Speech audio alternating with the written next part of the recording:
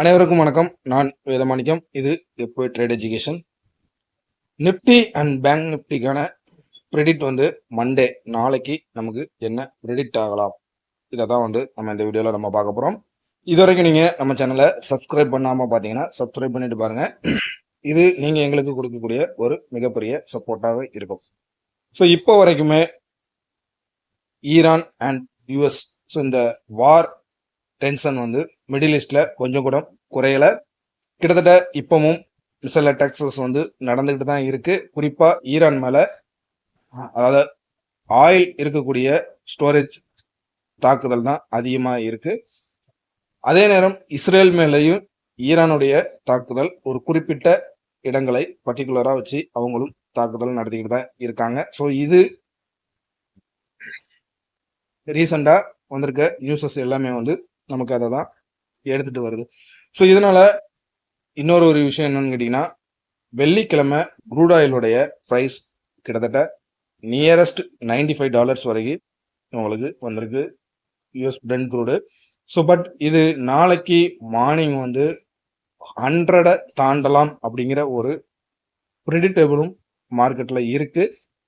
So பல காரணங்களோட இந்த crude ஆயிலுடைய ஏற்றம் இந்திய பங்கு சந்தையில ஒரு பெரிய எதிரொலிப்பு இருக்கும்.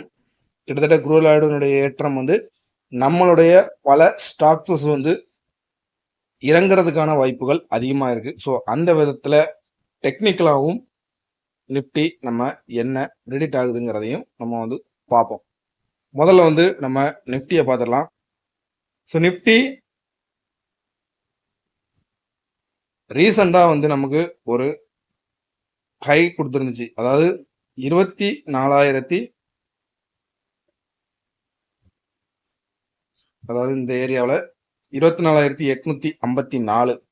பட் அங்கிருந்து திரும்ப ரிவர்சல் ஆயிருக்கு.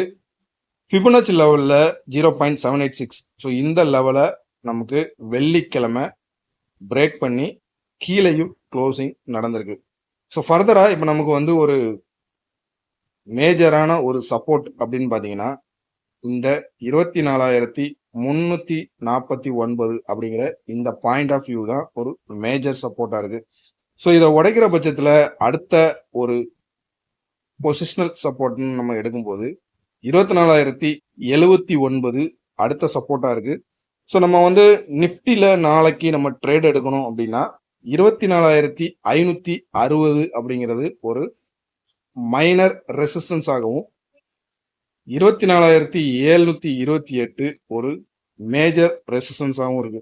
ஸோ மைனர் ரெசிஸ்டன்ஸ்ல நாளைக்கு ஒரு ரிஜெக்ஷன் ஆகலாம். ஒருவேளை நாளைக்கு மார்க்கெட் ஒரு கேப் டவுன்ல ஓப்பன் ஆச்சுது அப்படின்னா 24,350 அது ஒரு ஸ்ட்ராங்கான சப்போர்ட்டா இருக்கும். அங்கிருந்து ஒரு ரிவர்சல் கிடைச்சதுன்னா நம்ம ஒரு கால் சைட் ஃபோக்கஸ் பண்றதுக்கு வசதியா இருக்கும். அதே நேரம் ஒரு பாசிட்டிவ்ல மார்க்கெட் ஓப்பன் ஆகி 24,560ங்கிற இந்த லெவலை உடைக்க முடியாம இந்த இடத்துல ஒரு ரிஜெக்ஷன் கிடைச்சதுன்னா ஒரு புட்டுக்கு நமக்கு வாய்ப்பு கொடுக்கும். அது நமக்கு டார்கெட் அதே 24,349 அப்படிங்கிற பாயிண்ட் ஆஃப் வியூ நமக்கு ஒரு டார்கெட் பாயிண்டா இருக்கும். ஸோ நிஃப்டியில இந்த லெவல்ஸை நம்ம பேஸ் பண்ணி ஒரு ட்ரேட் எடுக்கிறதுக்கு நம்ம வாய்ப்பு நமக்கு அமையலாம். பேங்க் நிஃப்டியை பார்த்துடலாம்.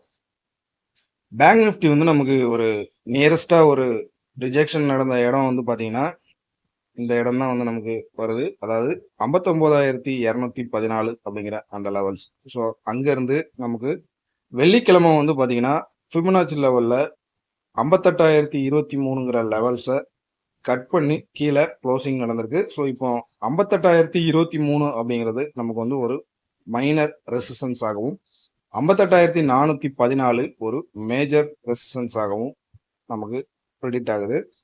அதே மாதிரி சப்போர்ட் அப்படின்னு நம்ம எடுக்கும்போது 57,526ங்கிற லெவல்ஸ் ஒரு ஸ்ட்ராங்கான சப்போர்ட்டா இருக்கும். பட் அதை பிரேக் பண்ணிச்சுன்னா 57,266ங்கிறது அடுத்த ஒரு மேஜர் சப்போர்ட்டா நமக்கு ஆக்ட் ஆகுது. ஸோ நிஃப்டியில நம்ம என்ன பார்த்தோமோ அதே தான் பேங்க் நிஃப்டிலையும். ஸோ இந்த சப்போர்ட்ல 57,526ல நாளைக்கு ஒரு சப்போர்ட் எடுத்து திரும்ப மேலே ஒரு க்ளோசிங் நடந்தால், ஒரு 1 hour க்ளோசிங் நடந்ததுன்னா ஃபர்தரா அது 58,023 நோக்கி மேலே போகலாம். ஸோ இல்லை உங்களுக்கு அதையும் பிரேக் பண்ணிச்சுன்னா 57,266 ஒரு ஸ்ட்ராங்கான சப்போர்ட்டாக இருக்கும். அங்கேயும் ஒரு நம்ம ரிவர்சலை எதிர்பார்க்கலாம். இது ஒரு கேப் டவுன் நடந்துச்சுன்னா 57,266 ஒரு மேஜர் சப்போர்ட்டாக நமக்கு ஆக்ட் ஆகும். அதே நேரம் ஒரு பாசிட்டிவ் ஓப்பனிங் இருந்துச்சுன்னா 58,023 இந்த லெவல்ஸை உடைக்க முடியாமல் ரிஜெக்ஷன் ஆனாலோ இல்லை அதை உடச்சி நமக்கு மேலே பாசிட்டிவ் க்ளோசிங் நடந்தாலோ ஃபர்தராக மேலே போகலாம். ஸோ இந்த இடத்த ரிஜெக்ஷன் பண்ணி கீழே க்ளோசிங் நடந்துச்சுன்னா ஃபர்தராக மறுபடி மார்க்கெட் கீழே வர்றதுக்கான வாய்ப்புகள் அதிகமாக இருக்கும். ஸோ இந்த லெவல்ஸை நம்ம பேஸ் பண்ணி பேங்க் நிஃப்டியில் நாளைக்கு நம்ம என்ன ட்ரேட் எடுக்கலாங்கிறத நம்ம வந்து டிசைட் பண்ணிக்கலாம். ஸோ கேப் அப் நடந்துச்சுன்னா ஒரு அதிசயமான ஒரு விஷயம். ஸோ கேப் டவுனுக்கான வாய்ப்பு அதிகமாக இருக்குது. ஸோ நம்ம அதை மனசில் வச்சு ஒரு ட்ரேடிங் டிசிஷன் வந்து நாளைக்கு எடுக்கலாம். மார்க்கெட் ஓப்பன் ஆகி 1 hour விட்டு அதுக்கப்புறமா எந்த டைரக்ஷனில் ட்ராவல் ஆகுதோ அதன்படி நம்ம ஒரு ட்ரேட் எடுக்க ட்ரை பண்ணுவோம். ஸோ இந்த வீடியோ வந்து உங்களுக்கு ஒரு யூஸ்ஃபுல்லான வீடியோவாக இருக்கும் நம்புறேன். பிடிச்சிருந்துச்சுன்னா லைக் பண்ணுங்கள், நம்ம சேனலை சப்ஸ்கிரைப் பண்ணுங்கள். Thanks for the watch.